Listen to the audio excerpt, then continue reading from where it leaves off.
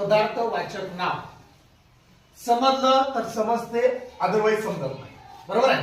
पदार्थवाचक नाव म्हणजे अशा वस्तू, मी म्हटलंय तुम्हाला, असे पदार्थ जे विकत घेताना हा शब्द खूप महत्वाचा आहे का नाही? विकत घेताना litre, metre, kilogram, gram, millimetre, centimetre, dozen, quintal, tonne यामध्येच विकत घेता येत असत आणि 1, 2, 3 मध्ये विकत घेता येत नसेल तर ते शुद्ध पदार्थवाचक नाव. पदार्थवाचक नाव कसं? आता मी साखर घेतली, साखर आपल्याला दुकानात जायचं आहे, साखर विकत घ्यायची आहे. विकत घेताना हा वर्ड खूप महत्वाचा आहे बेटा, आणि 1, 2, 3 हा पण वर्ड खूप महत्वाचा आहे. हे जर समजल्या दोन गोष्टी तर पदार्थवाचक नाव 100% समजते. तुम्हाला डिफरंट करता येते. जसं आता मी म्हटलं तुम्हाला साखर किलो मध्ये विकत घेता येते, आंबा पण किलो मध्ये विकत घेता येते, म्हणजे मला साखर आणि आंबाला दोन्हीला पदार्थवाचक नाव म्हणायचं का?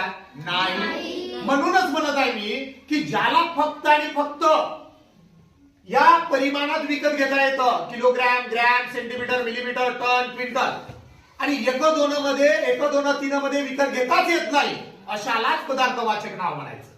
मग प्रश्न पडतो, दोन्ही मध्ये जर विकत घेता येत असेल तर त्याला काय म्हणायचं? त्याला सामान्य नाव म्हणायचं. उदाहरण बघू आपण. उदाहरण बघितलं, इथं आहे आपली साखर, इथं आहे आपला आंबा.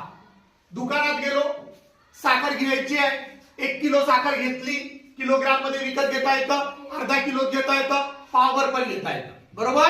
मग आता साखर किलोग्राम मध्ये घेता येतं, दुकानदाराला असं म्हणतो का बेटा आपण 1 साखर दे, 2 साखर दे, 3 साखर दे?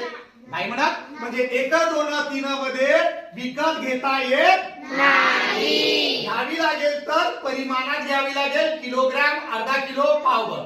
बरोबर आहे?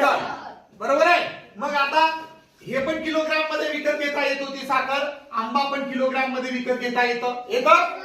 मग आता तुम्ही म्हणसाल सर आंबा पण किलोग्राम मध्ये विकत घेता येते, साखर पण किलोग्राम मध्ये विकत घेता येते, मग आंबाला आम्ही पदार्थवाचक नाव म्हणायचं का?